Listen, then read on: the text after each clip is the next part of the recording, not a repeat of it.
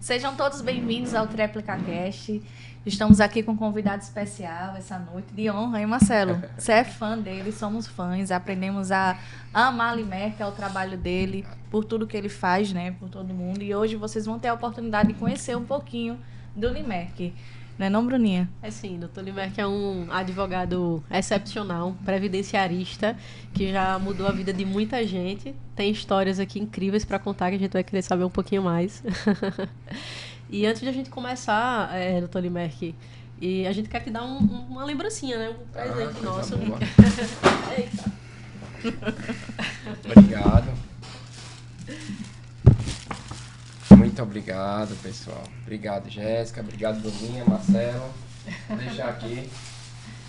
Pode abrir rapidinho pra você. Vou abrir então aqui, né? Ganhar o presente, tem que me mostrar. Rapaz! É um kit aqui, ó. Podcast jurídico. Muito obrigado, viu? Uma garrafinha Marcelo, térmica. adorei, viu? Bruninha, Jéssica. Ainda mostra a temperatura em cima, né? É mesmo? Ó. Rapaz, massa. Essa galera do obrigado. Monjaro precisa hidratar, viu? Então aí já... Tem mais alguma coisa? Tem dentro? Tem mais alguma coisa aí A dentro? canetinha, gente, ó. Pra Obrigado. calcular os honorários aí, somar. É isso aí, obrigado aí. A gente vai se hidratando e a canetinha vai servir também. Obrigada, viu, Limerck, por ter aceitado o nosso convite, né? Eu que agradeço. Para essa noite. Acho que vai ser muito proveitosa. Acho que tem que agradecer os nossos patrocinadores, né? Sim, Queijola sempre presente aqui com a gente, dando essa mesa de frios para caprichar, né? E acrescentar mais ao nosso evento. Vamos começar a chamar assim, nosso evento do Tréplica Cast. Tem a Clícia, que sempre nos produz, estamos aqui maquiadas. Clícia maravilhosa, sempre também está nos assistindo. @eulinda. Tem o Let's Pizza também, Sim. que está sempre nos presenteando com a pizza, está sempre presente também. Diga do seu digníssimo. A Melo Gestão de Condomínios, né? Que é uma empresa de gestão condominial excelente. E temos aí muitas empresas que têm, né, nos ajudado nesse projeto maravilhoso. Mas a gente queria iniciar, doutor Limerck, falando um pouquinho mais sobre a sua trajetória, né? Para te conhecer melhor. Deixa eu dar aqui um breve introito aqui do breve currículo aqui do Limerck, para quem não conhece. Limerck Pacífico Dantas, né? Inclusive o nome tem tudo a ver, né, com a personalidade do Dr. Limerck. Quem conhece sabe que ele sempre é assim, sempre muito amigo, muito próximo, sempre pacificador, sempre fazendo com que as pessoas estejam unidos num determinado propósito. Então, o Limerck Pacífico, ele é advogado especialista em direito previdenciário, com 12 anos de atuação, Isso. aproximadamente. Limerck é conselheiro seccional da OAB Alagoas, membro da Comissão Nacional de Direito Previdenciário e secretário-geral do SINDAV, que é o Sindicato dos Advogados daqui de Alagoas. Perfeito. Meu amigo, seja muito bem-vindo, viu? Satisfação Obrigado, enorme tê-lo Marcelo.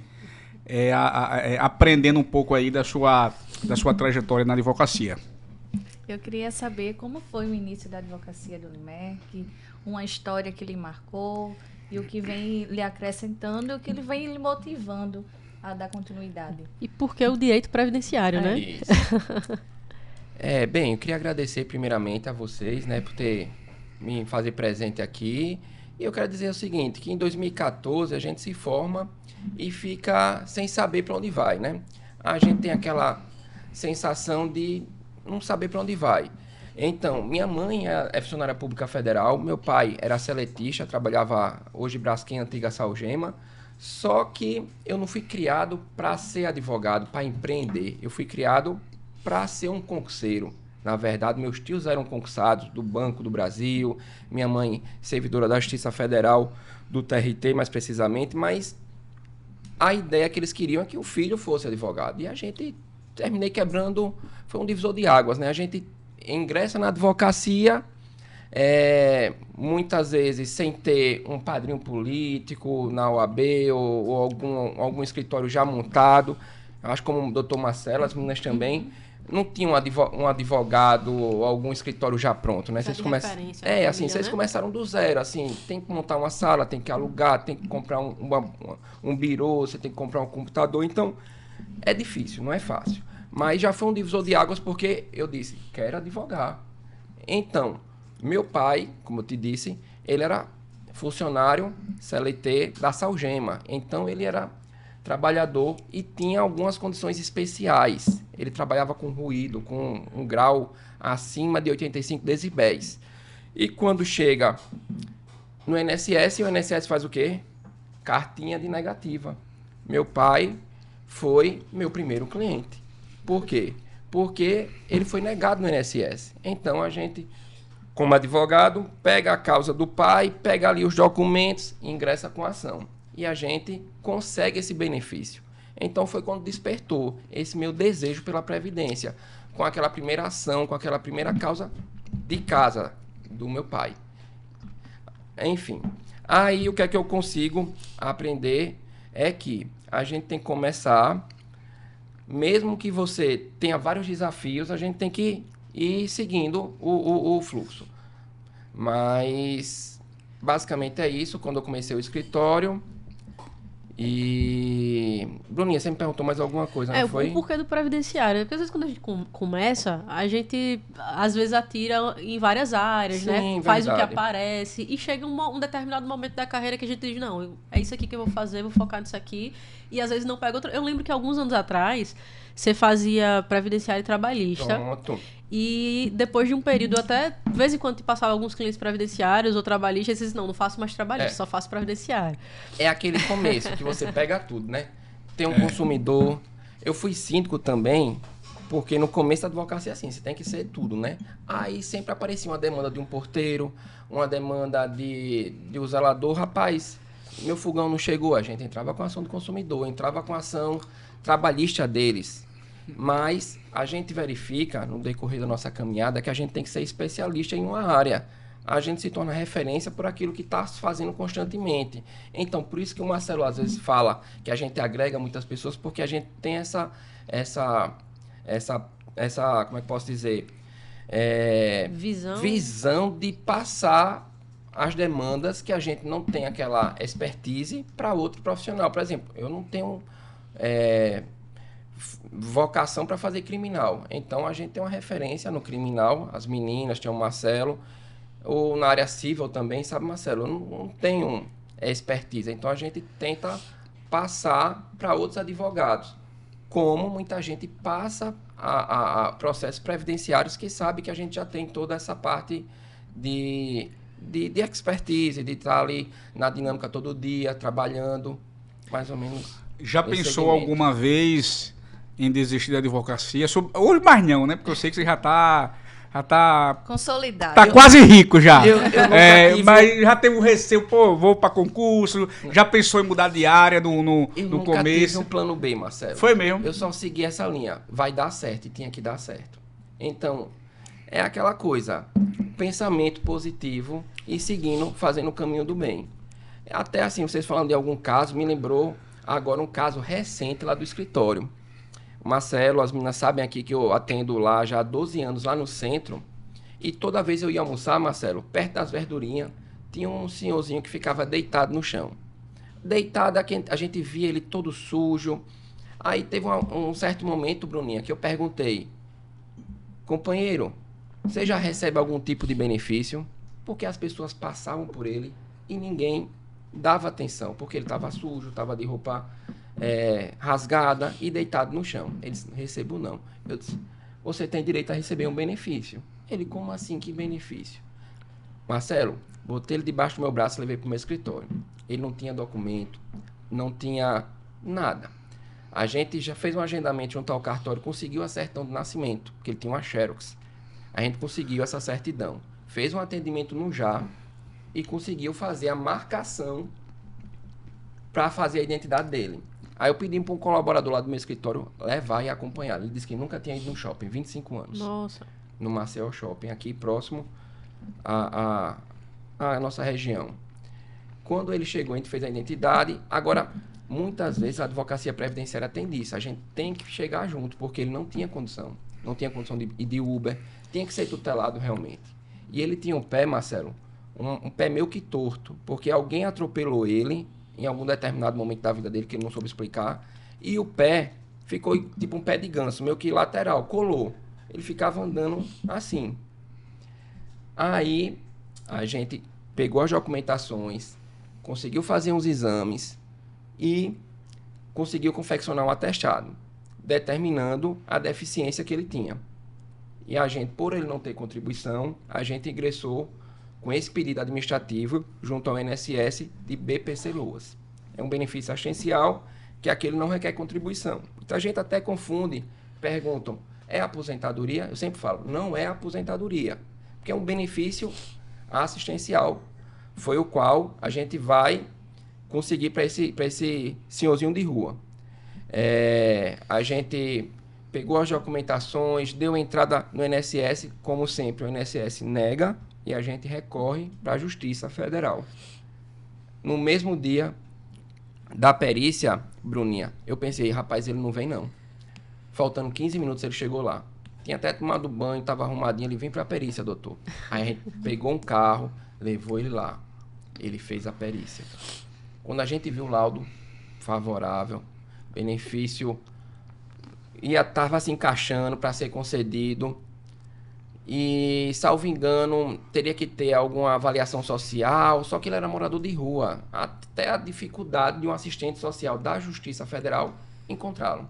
Porque, normalmente, eles estão vinculados ao CAD único, porque todos os benefícios assistenciais, já antecipando, você tem que estar inscrito no CAD único. Você vai ao CRAS, que é o Centro de Referência em Assistência Social, para que você tenha direito e acesso a todos os direitos que o governo federal oferece. E aí você tem que ter um endereço, né, para colocar ali endereço. Depois como explica, Limerck, pra gente saber, até porque eu não sei também, já aproveitando, depois, para não atrapalhar seu raciocínio, como é que se escreve esse CAD único, esse CRAS? É interessante. Tem que procurar do bairro, como é que funciona? É Pronto. interessante isso. Só finalizando, depois de algum tempo, o juiz não precisou. A gente fez algumas fotos dele na rua. Eu lembro que eu fiz um levantamento fotográfico dizendo que ele era morador de rua.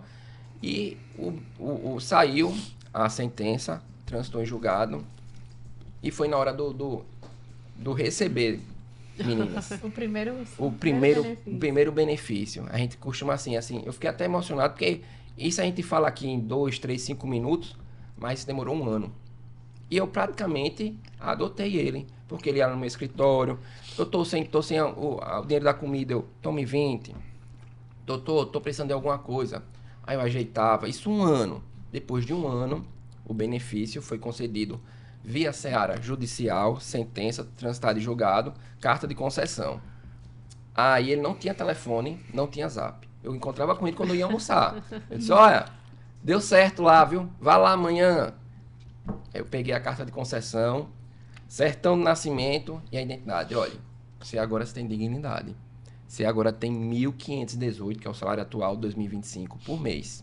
Só que, Marcelo, tinha um retroativo de um ano. Era muito dinheiro. E de coração, eu ficava falando pra ele. Eu disse, cara, você tem que mudar de vida.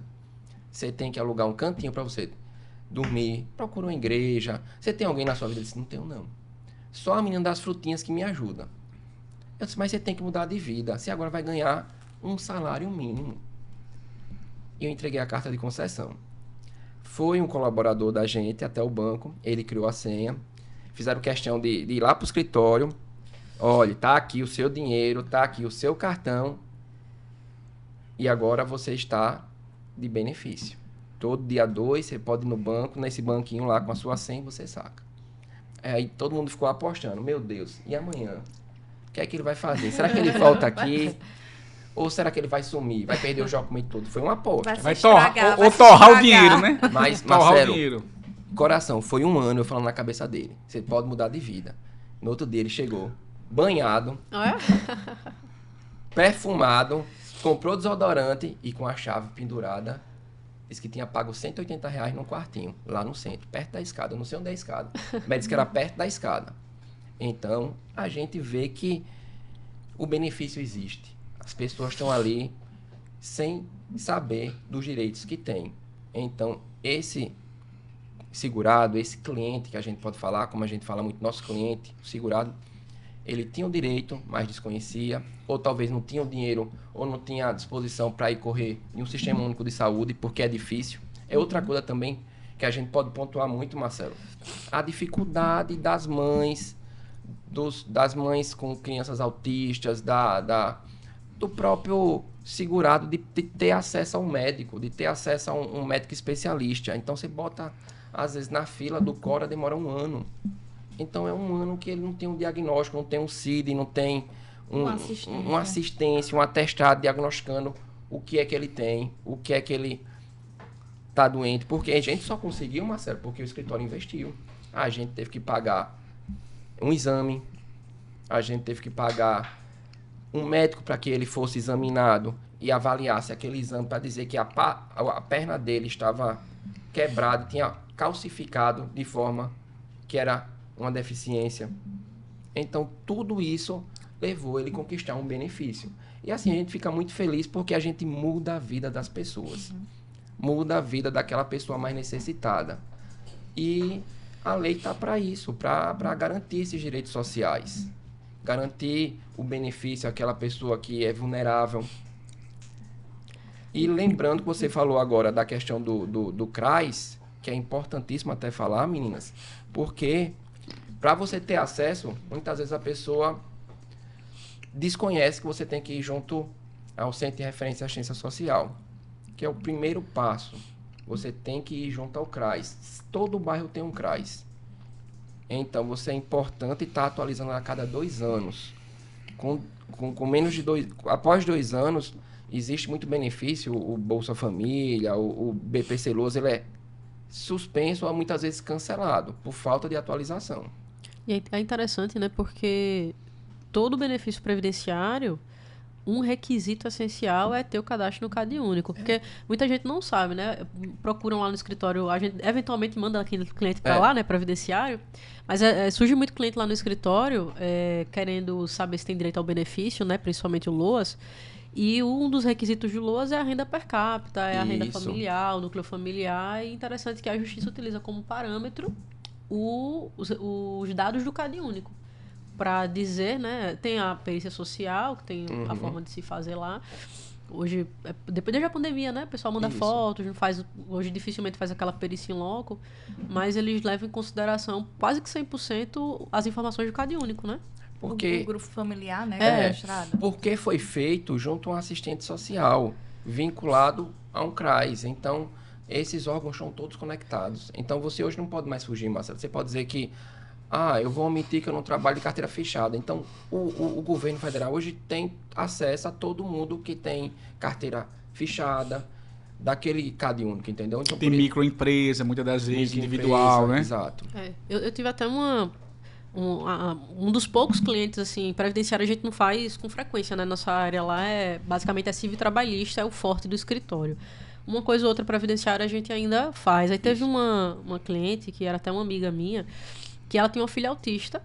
Ela tinha tentado o benefício de forma administrativa sozinha e tinha recebido negativa. Então, eventualmente, ela falava sobre isso, que as pessoas diziam, procure o seu direito, mas ela mesma já tinha desistido de correr atrás, né, de conseguir. E ela trabalhava como autônoma, mas desde que a filha nasceu, ela não conseguia trabalhar, né? Então, ela tinha feito um MEI, mas parou de trabalhar por causa da filha e continuou pagando o MEI para conseguir... buscando, né, no futuro uma aposentadoria, uma coisa. Então, ela pagava o MEI não porque ela trabalhava, mas só com o objetivo da aposentadoria no futuro. Por ser mais em conta. Isso. E aí, o que aconteceu? O INSS negou por causa da renda per capita, porque o marido tinha um salário mínimo, o INSS tinha como parâmetro, né, a divisão desse salário mínimo, que era, na época, hoje mudou, né, na época era 1/4 do salário mínimo por pessoa. E como ela tinha contribuição, eles entendiam que era mais um salário, porque ela pagava o MEI como se tivesse uma renda de um salário. Aí quando a gente, depois de muito tempo, ela conversava comigo, então, aí eu até tinha dúvida, ela deu entrada, ela não deu entrada. Quando ela decidiu, não, vamos pra frente, já fazia 3 anos. Meu Deus. Aí a gente juntou toda a documentação e tudo, a gente deu entrada. Aí na audiência de instrução, o juiz quis ouvir as testemunhas, que eram até antigas clientes dela, que restou claro que ela tinha efetivamente parado de trabalhar. E aí o INSS, né, trouxe a questão de que ela pagava o MEI, e ela, né, na audiência deixou claro também ao juízo que pagava, continuou pagando com o objetivo de manter a aposentadoria, mas não trabalhava. E aí mesmo com esse vínculo, né, o juiz deferiu, porque a renda do marido estava dentro do requisito, né, da renda per capita mínima. Aí olha um retroativo de 3 anos e tanto. Foi um dinheirão, assim, faz a diferença na vida deles, né? E nós, enquanto advogados, temos essa responsabilidade de trazer o conhecimento, né? Porque muitas pessoas têm o direito, mas desconhecem, não sabem. E às vezes desiste pela dificuldade, né? Você que trabalha, assim, na área previdenciária, acho que você deve ter, assim, encontrado muitas pessoas que acham que não vai conseguir, que não vai nem pedir, ou é difícil conseguir um benefício. Óbvio que não é as mil maravilhas, tem os requisitos, tem você encontrar um advogado, né, capacitado, que vai te mostrar o caminho, isso é maravilhoso. Muita informação, o desencontro de informações do acesso à internet que todo mundo tem. Muitas vezes eles deixam de consultar um especialista e vai para o que está encontrando ali na internet, muitas vai vezes... Vai para o chat GPT. Vai para o chat GPT e muitas vezes deixa de requerer por um robô que não tem a prática, né, de um advogado. Você já teve, Limerck, assim, muita concessão administrativa? Porque a fama que a gente tem do INSS, até, pronto, eu particularmente, tem determinados tipos de benefícios, como LOAS mesmo, quando é para autista, não sei hoje, mas na época, quando a gente fazia bastante... A gente faz mais civil e trabalhista mesmo, mas quando a gente fazia mais, a gente já tinha na época, assim, cada período vai mudando a forma do INSS trabalhar, né? Mas na época a gente já sabia que ele ia negar. Então dizia assim, ó, vai ser negado, a gente tem que dar entrada, vai ser negado e só judicialmente, porque a gente vai possivelmente conseguir. Eu não sei hoje se isso tem mudado. Não tem mudado, assim, e a gente observa cada vez mais dificuldade, porque o governo, ele termina querendo fazer concurso e os servidores vão adoecendo, vão se aposentando, então a gente tem dado entradas em alguns benefícios por incapacidade ou BPC-LOAS e as perícias estão caindo para maio, junho de 2026, lembrando que a gente está em novembro de 2025, então há um lapso temporal muito grande, Marcelo, 6, 7 meses para frente. Então, aquela pessoa que contribui para o INSS de forma autônoma, de forma pelo MEI ou de qualquer outra forma, ela demora de 6 a 7 meses para fazer uma perícia no INSS, para muitas vezes serem negadas. E como é que ela vai viver 6 meses sem benefício? Esperando, né? Esperando. Então, muitas vezes, a judicialização está se aumentando por conta do INSS ser ineficaz. Então, a gente judicializa, pede para que seja feita uma perícia via judicial por conta dessa demora. Doutor Limerck, vocês têm, no caso, judicializado antes da perícia, quando assim, a demora é muito excessiva? A Justiça aqui, federal, da 5ª Região, mais precisamente aqui em Alagoas, elas têm aceitado o indeferimento tácito com 120 dias. Então, da data da entrada do requerimento, feita hoje, 120 dias, eles possibilitam a gente dar entrada com essa ação judicial. Por quê? É o tempo ainda maior do que a perícia que vai ser marcada em maio e junho. Eu disse que as pessoas às vezes vão passar necessidade, não vão ter a mistura em casa ou não vão pagar o aluguel. Marcelo, é aquele motoboy que vai levar o iFood na sua casa, que ele paga como MEI. Se ele sofrer um acidente e for marcar uma perícia, Jéssica, hoje no INSS vai ter para maio de 2026. Então, há realmente um grande lapso temporal. Então, as pessoas ficam passando necessidade, pedindo dinheiro emprestado para sobreviver nesse tempo, nesse lapso temporal, porque é um lapso muito grande. Cara, às vezes eu fico me perguntando assim, como passa uma pessoa... Porque assim, por exemplo, um autônomo, a gente sabe que no mundo ideal, se ele está incapaz, ele deveria se cuidar, né, obviamente, mas muitas vezes, mesmo incapaz, as pessoas têm que sobreviver. Isso. Então, eles vão lá e vão arrumar alguma coisa para fazer. Quem já está trabalhando como autônomo já tem essa desenvoltura de ter o que fazer, se virar, né? Mas aí eu me pergunto, quem é seletista, tá de carteira assinada, por exemplo, não sabe fazer outra coisa, aí adoece, recebe ali um atestado de 4, 5 meses, isso, faz um tratamento, uma coisa, a empresa não recebe, a empresa não paga. Como é que essa pessoa sobrevive esperando, ou seja, vai passar, às vezes termina o atestado, tá na hora de voltar para a empresa e não recebeu. Como é que essa pessoa vive? É verdade. É difícil, assim, a gente tá tendo alguns mutirões, inclusive teve um caso lá de um porteiro lá do meu prédio, Isso é um caso recente. Eu falei com ele hoje. E ele teve um câncer na garganta e chegou lá com os documentos. Ele disse, doutor, a empresa já me afastou. Os 15 primeiros dias quem vai pagar é a empresa, a parte do 16º INSS. Aí a gente fez uma marcação, caiu para 2026. Aí eu soube que ia ter um mutirão. A gente remarcou lá, ele fez um mutirão no dia de sábado. E saiu hoje, eu verifiquei lá, ele ganhou até o mês junho de 2026, na via administrativa. Então, um ponto positivo aí para o INSS que foi concedido, porque ele tinha toda a documentação do oncologista, do médico do trabalho e conseguiu um mutirão. Então, o governo tem feito alguns mutirões que tem auxiliado essas pessoas que estavam em grandes filas de espera. A gente vê em jornais, pessoas que estão há 1 ano, 2 anos esperando perícia, vai para perícia, o perito não vai.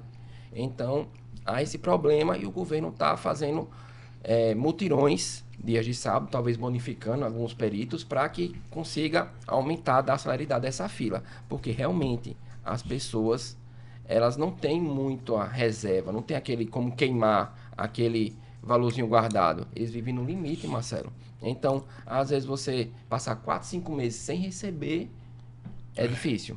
Realmente. Muitas vezes você recebe do trabalho, tem uma bonificação, uma gratificação e fica ali aguardando. Ainda tem isso, né?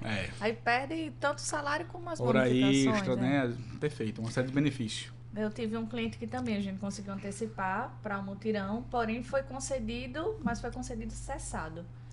Isso vem acontecendo, essa falha, eu entendo como uma falha do INSS, porque ele concede e a data da perícia foi a data da cessação. Então, ele impossibilitou ele pedir a prorrogação do benefício. É alta programada, né? Eles não conseguem. E, inclusive, o atestado era de 180 dias. Aí a gente conseguiu antecipar a perícia, em 2 meses ele estava aguardando e nem se atentaram ao prazo do atestado. Então, eles deram alta, contrariando o próprio atestado que afastou ele. Entendi. Aí eu precisei judicializar, a gente tá aguardando. Agora, o bom é que os 2 meses ele recebeu, dá para ir segurando até a perícia. Uhum. Perfeito. Inclusive, aproveitando ainda esse ensejo, é possível ter 2 BPC LOAS dentro da mesma residência? Marcelo, essa foi uma discussão, como eu faço parte da Comissão Nacional do Direito Previdenciário, em dezembro do ano passado, Bruninha e Jéssica, estava uma discussão no Congresso Nacional sobre a impossibilidade de ter 2 BPCs. Então, foi uma manifestação muito grande das entidades de classe, das mães, movimentos de mães autistas, para que não fosse aprovado. Porque hoje pode sim ter 2 LOAS, 2 BPC LOAS numa mesma casa. Acontece muitas vezes quando há 2 filhos autistas numa mesma casa. Então, as histórias às vezes se repetem, chega lá no meu escritório, muitas vezes mãe solo, o pai abandona, deixa o casal, a mulher com 2 filhos e os 2 meninos são autistas, com laudos, com diagnóstico de neuropediatra. E naquela casa, aquela mulher pode receber sim 2 benefícios, 2 BPC LOAS. Então, a gente conseguiu, junto à Comissão Nacional, que esse projeto não fosse para frente. Uhum. Mas geralmente é negado administrativamente por conta da renda per capita e a gente consegue reverter judicialmente. Assim, eles têm entendido que mesmo na seara administrativa há sim essa possibilidade de ter 2 BPCs, entendeu? Não ainda para renda per capita, né? A discussão era se, eu acho que se o benefício que já existe entra para o cálculo da renda per capita, né? Porque eles olham requisitos objetivos, né? Isso. A renda per capita e a patologia, né? Isso. E aí se entra para já existe um benefício, eles contabilizam aquilo para renda per capita, aí já não passaria, né? Exato. Eu vi que houve não sei se foi uma alteração resolutiva do INSS ou foi lei que alterou essa renda mínima per capita, né? Era 1/4 do salário mínimo, não sei se houve alteração. O STF já é um pouco mais antigo. Na Justiça Federal... já tinha um parâmetro maior, né? Meio salário mínimo, a renda per capita familiar. Que na lei ainda tá lá, 1/4 do salário mínimo, assim, entendeu? Mas na Justiça a gente consegue reverter para meio salário mínimo. Mas não teve nenhuma alteração administrativa sobre isso? Se teve, foi algo muito recente, né?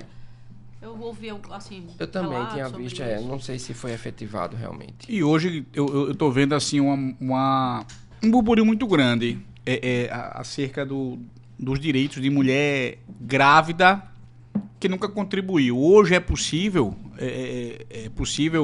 uma mulher, por exemplo, que nunca contribuiu para o INSS, nunca teve nenhum vínculo empregatício, nunca teve uma MEI, por exemplo, é possível essa pessoa ter algum tipo de benefício do INSS, LOAS, ou algum auxílio? Né? Marcelo, é muito importante a sua pergunta.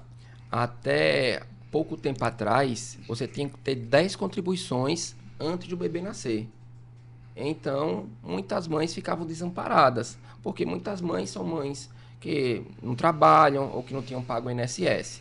Esse ano, 2025, o STF alterou a instrução normativa permitindo que durante a gravidez, aquela gestante pagando apenas uma contribuição como contribuinte facultativo, que é 11%, dá R$ 166,98.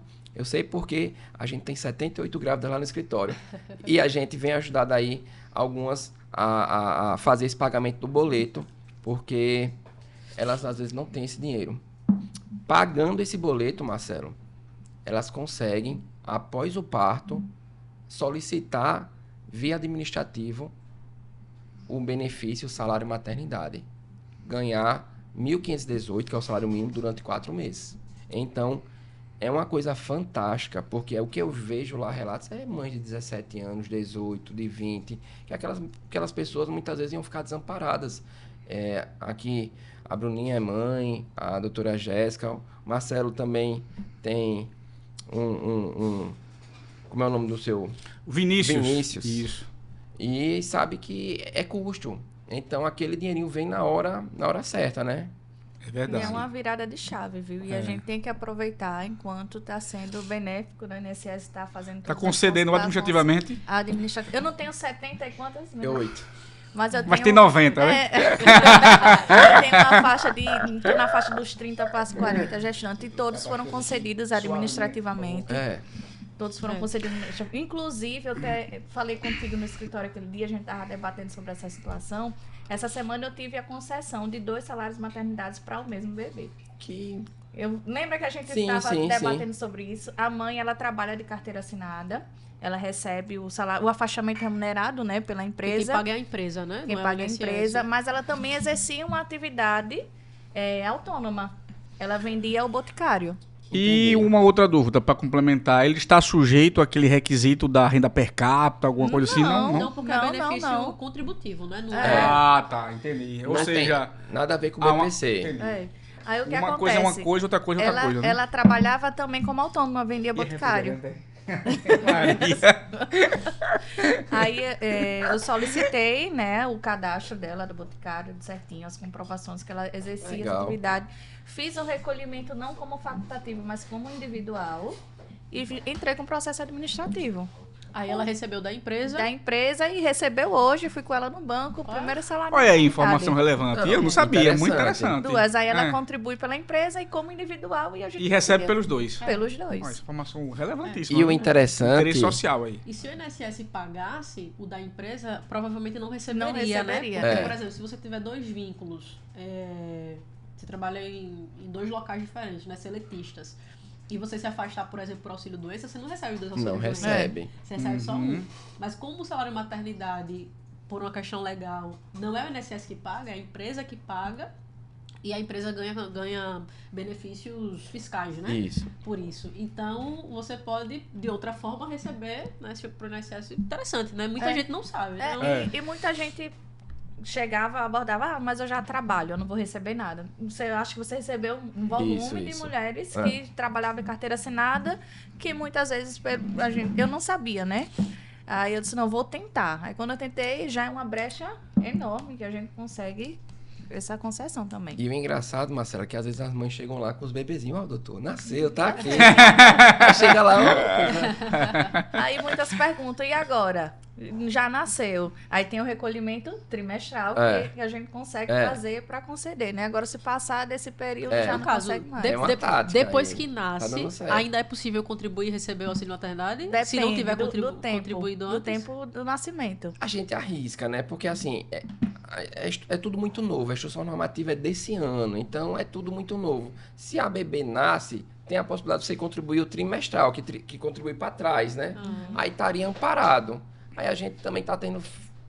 fazendo essa, buscando ter isso dessa forma, né? Mas isso é uma norma, ou é uma jurisprudência, foi um entendimento supremo? Assim, eles tentaram equiparar, Marcelo, porque se você tiver de carteira assinada e tiver um mês trabalhando de carteira assinada e a babá da sua casa, ou a faxineira, engravidar, ela tem direito ao salário de maternidade. Então, eles tiveram que equiparar um pouco aquela funcionária de carteira assinada ao contribuinte. Eu tive uma experiência Perfeito. antes dessa normativa do INSS, que foi justamente uma gestante que contribuía, né, como... Acho que ela era MEI, na verdade, só que ela não tinha carência de 10 meses, porque antes ele pedia essa carência, né? E foi negado por essa carência.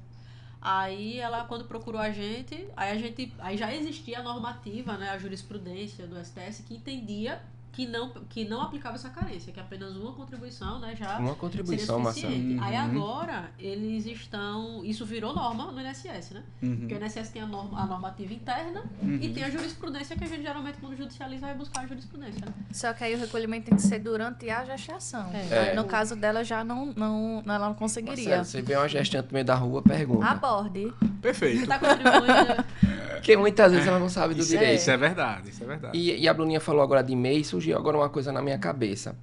Quantidade de pessoas autônomas que chegam no meu escritório.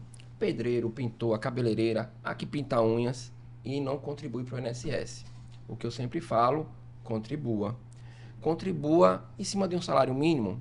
A menor alíquota é pelo MEI, o microempresário individual. Foi criado agora no governo Lula, não nesse governo, mas no passado, para facilitar aquela pessoa que talvez fosse ficar doente, ia ficar sem receber nada, não ia ficar sem o dinheiro do seu trabalho.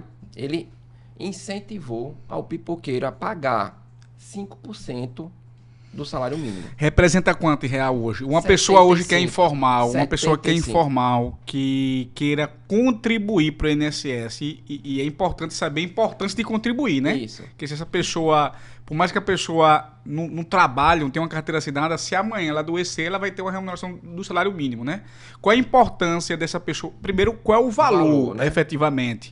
E qual a importância na prática, um exemplo prático de uma pessoa que é meio um pipoqueiro, né, um cara que engraxa sapato, de contribuir, de abrir uma MEI. Como é que abre uma MEI? Acho que é pela internet mesmo, rapidinho, né? Isso. Como é que funciona? Um autônomo mesmo, Deus o livre, a gente pede para não precisar, né? Mas cai uma escada, sofre um acidente e aí... Nós mesmos, enquanto advogado, né? Para Isso. tudo. E aí, como é que Ó, fica? eu tenho muitos carnês no meu escritório. Quando o cliente chega e não quer abrir um MEI, eu pego um carnê, coloco o código do contribuinte facultativo, coloco os 166,98, que é os 11% em cima Depois explique pra gente o que é contribuinte facultativo, para ficar fácil também. Certo.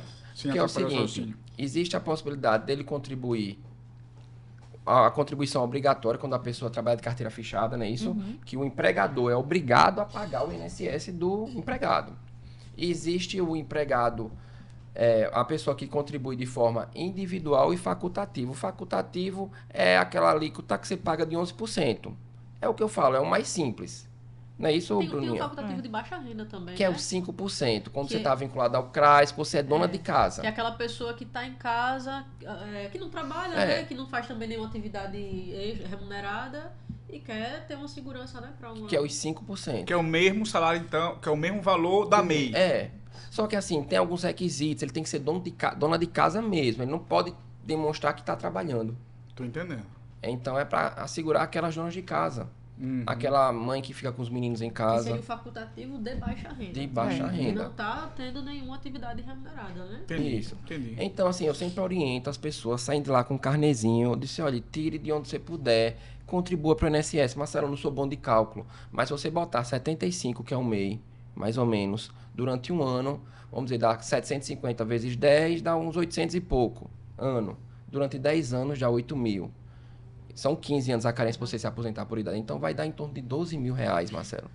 12 mil, cálculo em reais, em um ano de aposentado, você ganha quanto? 1.518 vezes 12 já passa de 12, já passa de 15 E um mil ano- com e um 13º. ano você já recebeu o que você pagou, Então, né? resumindo, pague o INSS, procurem o melhor caminho com seu advogado especialista, pelo meio, contribuinte facultativo, só não deixe de contribuir, porque a gente não sabe o dia da manhã.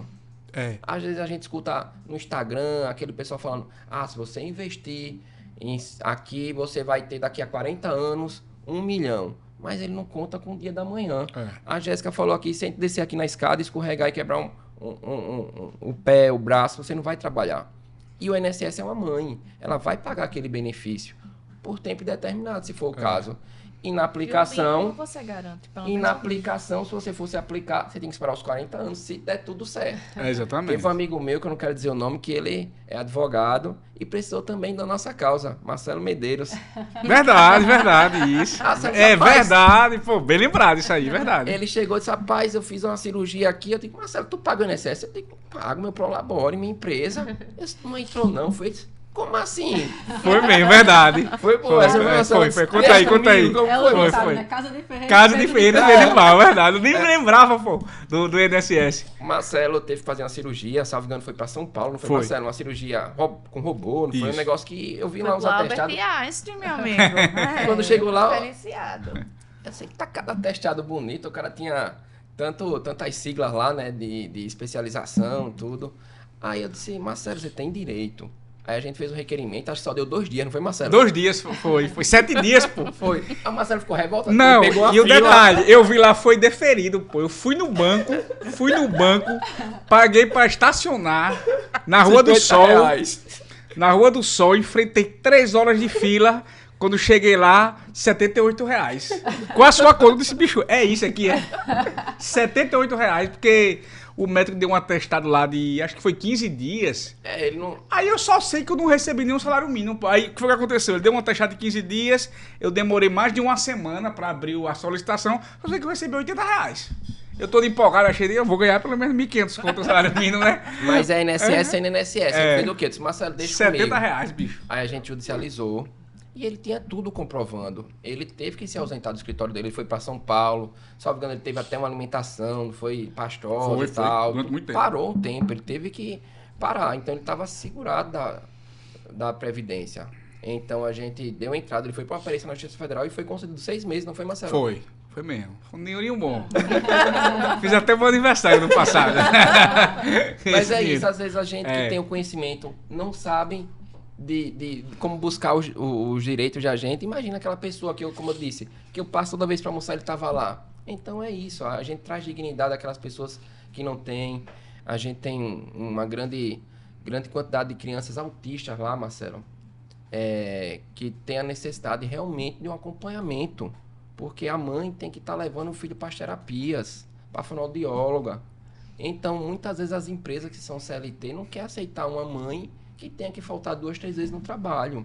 Então as mães terminam sendo mães e pedindo demissão para ficar com os meninos, com as crianças, com as meninas autistas e terminam que não tem uma renda para se sustentar. Então a gente tem muitas vezes, Marcelo, conseguindo esse direito, voltando já para o BPC de novo, né? Porque é uma grande... A gente tem um estado aqui em Alagoas, um estado pobre. Então a gente tem grande quantidade de benefícios do BPC Luas. Talvez seja diferente lá do sul, que o pessoal tem São Paulo, né, Marcelo? Rendas maiores, que você consiga benefícios altos no teto da Previdência. Mas aqui eu vejo a grande quantidade de BPC Luas.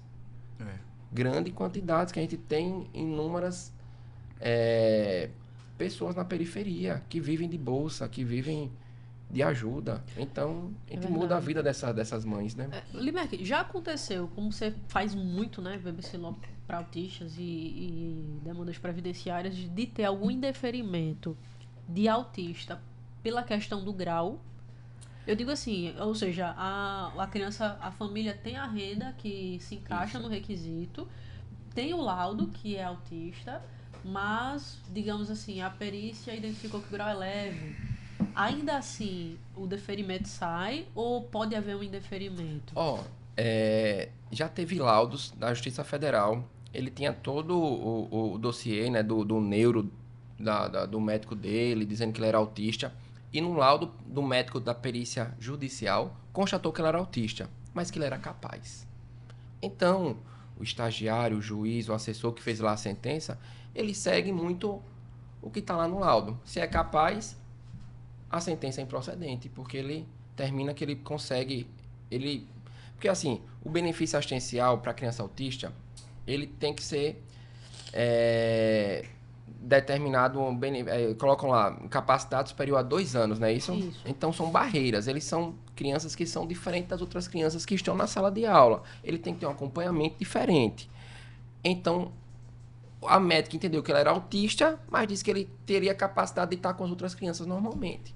Mas como assim? Né? Aí o juiz colocou a sentença improcedente. A gente conseguiu reformar na turma recursal, dizendo que não, foi isso que você me disse. Autista é autista. Independente do grau, se é de suporte nível 1, 2 ou 3, ele é autista. Então, serve de lição para quem tem laudos que o médico tem um diagnóstico de uma criança autista, mas diz que ele pode interagir com outras pessoas de forma plena, não. Então a gente consegue reformar.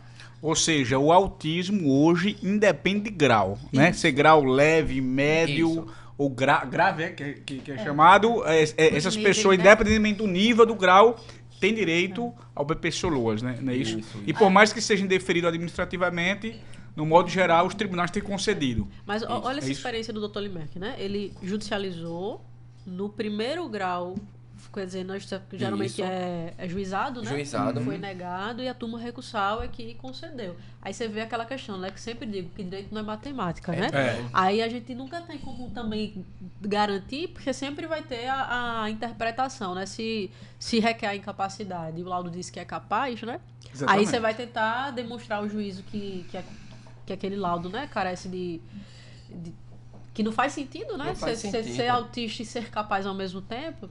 Aí depende também, às vezes, pegou numa turma legal. Não sei se todas as turmas têm esse entendimento, né? Que também não sabe. Com o passar do tempo, a gente vai identificar, né? Se todas vão entender dessa forma ou não, né? E tem um caso assim parecido, que é a visão monocular, Marcelo.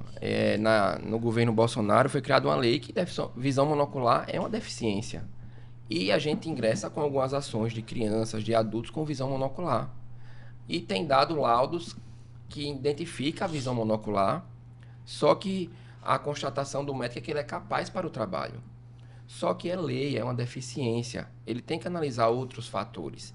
Aí a gente tem ingressado com recurso nominado junto à turma para identificar que ele faça uma avaliação avaliação na casa daquela pessoa para verificar se realmente aquela visão atrapalha de maneira que ele impeça a vida, tudo, porque não é só a visão monocular, jogar lá que é capaz. Então tem toda uma avaliação.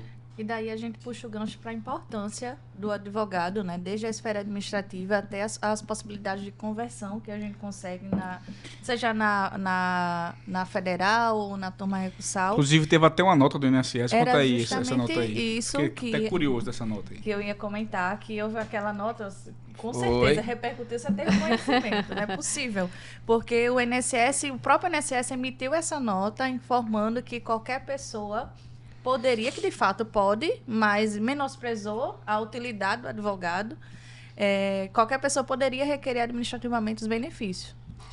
Sendo desnecessário na nota ele fala um advogado. Foi pauta da Comissão Nacional, a nossa presidente fez um post lá dizendo que assim, a advocacia é essencial. E assim, muitas vezes o advogado está ali para, junto com o segurado, trilhar o melhor caminho para o benefício mais benéfico para ele. Independente dele poder ir sozinho ao INSS fazer o protocolo, é necessário também ter um advogado. Mas você lembra como era a nota, mais ou menos? Na íntegra, não. Mas ela baseava nesse informativo. Porque eu acho que se ela talvez dissesse só que o segurado pode sozinho requerer o benefício, ele pode sozinho. Mas quando ela disse que não há necessidade, sei lá, né? Ou algo nesse sentido, né? A OAB do Brasil todo emitiu nota de né? É porque existe também, Marcelo, a prática, não só aqui no estado de Alagoas, mas nível Brasil, de ter pessoas que não são advogados que ficam na porta do INSS. Realmente, agora eu lembrei da matéria que passou até no Jornal Nacional, que foi, acho que em Brasília, pessoas que ficavam com cartõezinhos de advogados, ou pessoas que não eram advogados, puxando aqueles segurados da porta do INSS para captar. Então, realmente, esses captadores é proibido, né? A gente tem que ser procurado pela indicação, tem que ser procurado pelo nosso trabalho prestado. Então, existe essa grande como eu posso dizer? Comércio. O comércio, É o né? Porque as comércio. pessoas ficam realmente em cima daquela pessoa que vai ser negada. Também acho que na seara criminal, né, Marcelo? Tem muita gente que fica na porta da Na porta delegacia, né? Da Fica. central de flagrante. Espera aí. Puxando, É, né? é, Assim. Então, assim, acho que em todas as áreas tem um Hoje em pouquinho dia se disso. modernizou, né? Hoje em dia é um policial civil que tem parceria com um advogado, A né? trabalhista Liga, também é. tinha muito isso. Você ficava ali na porta esperando alguém passar, né? Pra entrar com a reclamação trabalhista. E todas as áreas têm isso, né? A gente só tem que saber que o certo é a gente trabalhar de maneira correta, De forma ética, de né? forma ética, né? Eu tenho lá o que eu sempre digo, um cliente traz 10, Marcelo. É verdade. Dessas grávidas, essa portaria, essa instrução normativa não tem 4 meses, 5 meses. Então, uma cliente diz para outra amiga. Então, tem a Os necessidade... grupos de grávidas lotados. Então, eu sempre digo, às vezes eu vou no Uber, o cara tá comentando ali, rapaz, tô com o meu joelho, você tá pagando INSS? Então, onde você for, você encontra um cliente. É no Uber, é no cabeleireiro, é o cara que tá vendendo água de coco. Às vezes já procurou também a gente lá no escritório, pessoas assim, idosas, um exemplo, 62 anos, um homem, e nunca contribuiu. 62. Aí, às vezes, um exemplo, não tem a renda per capita familiar, porque tem a esposa que tem uma renda boa, tal, provavelmente não conseguiria um LOAS da vida, né? E fica na dúvida o que é que eu faço, né? E às vezes, assim, a pessoa começa a apresentar patologias. Aí, às vezes, vale a pena contribuir, não visando uma aposentadoria por tempo ou por idade, porque tem que ter os mínimo de 15 anos, Isso. né? Mas pode ter um auxílio-doença. Com 12 meses, você adquire a Converte. qualidade segurada. E depois converte por invalidez. Você pode ter um auxílio-doença e depois ter uma aposentadoria por invalidez, né? É. Então, assim, às vezes falta essa orientação. Né? É exatamente orientação. isso que eu ia dizer. Às vezes o pipoqueiro, né? O cara que vende churros, ele diz, não vou pagar 70 e pouco reais pra daqui a 40 anos. Mas ele esquece que ele paga 70 e pouco reais com 12 meses. Isso, Marcelo. Ele pode precisar fazer uma cirurgia de vesícula, uma hérnia, É isso ou mesmo. adoecer, e com 12 meses ele no mínimo vai botar, sei lá, às vezes 3 meses, 4 meses, 3, 4 salários mínimos no bolso, né? É isso mesmo. Né? Não é uma visão a longo prazo, é como se fosse um seguro Sim, que a gente faz que a qualquer momento você pode precisar. Eu sempre falo que às vezes a gente tem que falar o popular mesmo, né? Eu digo, meu cliente segurado é igual um seguro de carro. Você tem que estar contribuindo para ter o direito. Então, o INSS é isso, é Instituto Nacional da Seguridade Social. Então, se você bate o carro e não estiver pagando o seguro, você não vai ter direito àquele conserto, aquele carro novo. Você tem que estar pagando o INSS para ter direito a benefícios. Tem muita gente que pensa, não, mas eu vou contribuir para receber o mínimo, mas é o mínimo Faz a diferença. Isso. faz a diferença. E uma outra pergunta, por exemplo, nesse exemplo aí do cara, que era cidadão de rua, Certo. né? Aí esse rapaz aí alugou uma casa. Seguindo a regra, se ele recebe um salário mínimo, digamos assim, ele já não tem a renda per capita inferior a um salário mínimo, nesse caso. Ele permanecerá recebendo por quanto tempo esse... Não, isso aí Ou, por exemplo, uma pessoa que é humilde, que não tem o que comer, mas ele é sozinho dentro de uma casa. Não tem 3 pessoas, 4 para somar e dividir, para dizer que é inferior a um quarto salário mínimo. Como por eu te exemplo. disse, o BPC Loas, o benefício assistencial, ele não entra para o cômputo da renda familiar. Então, esqueça esse valor que ele recebe. Porque senão ele nunca ia receber. Ele recebeu, parou de ter É. direito, para de receber. É. Aí volta a Mas receber, né? pense numa Ciclo família infinito. de 4 pessoas. Pai, mãe, 2 filhos, um autista. A mãe deixou de trabalhar por conta da filha autista. O pai trabalha e ganha um salário mínimo. Ou vamos dizer que ganha mais um pouquinho, R$2.000. Então, 2.000 Divide para 4, né? para 4. Entendi. Então, essa seria a renda per capita familiar. Só que a lei tá lá, é um quarto salário mínimo. Então, muitas vezes o INSS nega, nem precisa avaliar se a pessoa tem deficiência ou não. Ele já nega pela renda per capita. Muitas vezes a gente já entra um robô já negado. E a justiça, assim, começou a ter um entendimento contrário porque essa lei, né? Ou seja, o tempo vai passando e não foi atualizado esse valor.